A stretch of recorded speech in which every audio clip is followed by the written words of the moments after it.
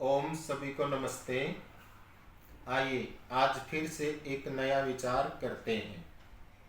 आज हम विचार करेंगे कि कैसे इतना अच्छा ये मनुष्य जीवन जो परमात्मा ने परमपिता परमेश्वर की प्राप्ति के लिए दिया है, उस इतने अच्छे जीवन को हम कैसे काम वासना के वशीभूत होकर ये ही जीवन में नहीं समझ पाते कि ये इतना अच्छा जीवन हमारे को किस लिए मिला है।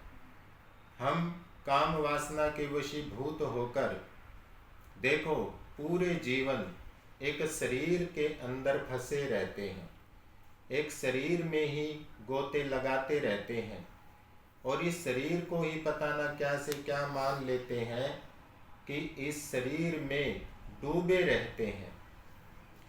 कोई भी व्यक्ति जब सुंदर शरीर देखता है तो कितना आकर्षित होता है, और मैं ये कहता हूँ कि ये बहुत बड़ा अज्ञान का पर्दा है, ये अविद्या का पर्दा है कि जिससे हम एक हड्डी के पुतले को, एक नस नाड़ी के पुतले को, एक त्वचा के पुतले को हम बड़ा सुंदर मानकर और उसमें फंसे रहते हैं।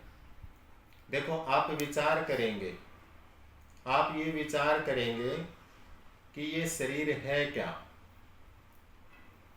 एक हड्डी का पुतला जिसके अंदर हड्डियां हैं, नस नाड़ी है, त्वचा है, और हम इसमें एक बात और देखेंगे कि इसमें कैसे अंदर रक्त बहता है, कैसे इसमें मल मूत्र रहते हैं, कैसे इसमें और भी बहुत सारी गंदगी रहती है, और हम ये विचार ही नहीं करते कि इसमें किस किस प्रकार से गंदगी है। लेकिन हमें तो ये शरीर ही सब कुछ दिखाई देता है और इस शरीर को ही सब कुछ मानकर इसमें डूबे रहते हैं काम वासना के वशीभूत होकर। तो मैं तो कहना चाहता हूँ कि देखो इस शरीर में कुछ भी नहीं है, हम इससे स्पर्श होकर बड़े खुश होते हैं।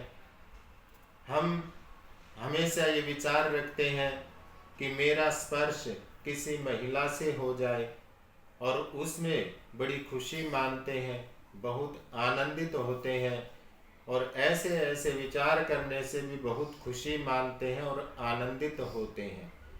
लेकिन आप एक बार तनिक सा विचार करें कि जिससे आप स्पर्श होने जा रहे हैं वो शरीर है क्या। आप देखोगे और बहुत ही गहराई में जाओगे, बहुत गहराई से विचार करोगे तो देख पूरी गहराई से, ज्ञान से, विद्या से विचार करके देखें कि वास्तव में ये शरीर है क्या।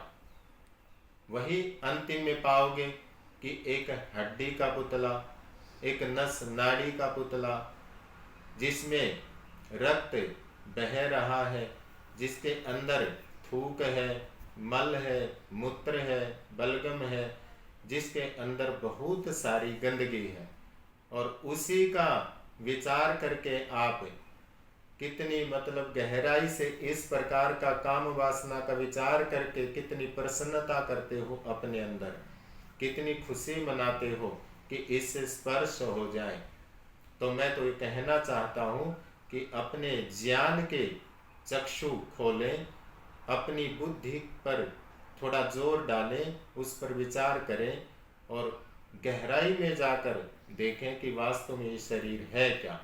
अगर आप इसकी गहराई में जाओगे, इसका एक बहुत ही अच्छा ज्ञान के द्वारा चिंतन करोगे, विचार करोगे, तो वास्तव में आपका मन नहीं करेगा कि मैं किसी महिला से या अन्य से शरीर को स्पर्श करना चाहता हूँ।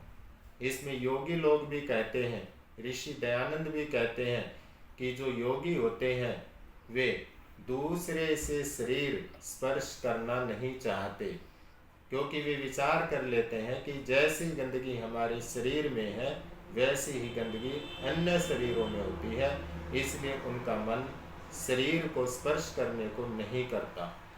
तो जो मैंने पिछली वीडियो में बताया था कि असली जो आनंद है, सुख है, वे तो ब्रह्मचर्य के पालन में है, उसी की ओर ध्यान दें, अवश्य ही बहुत बड़ा आनंद प्राप्त होगा।